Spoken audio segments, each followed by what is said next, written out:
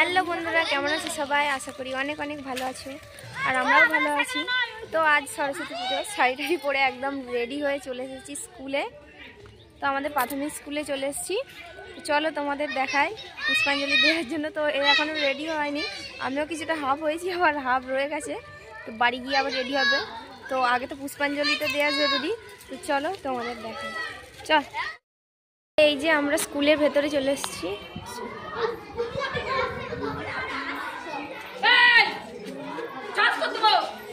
बोला दे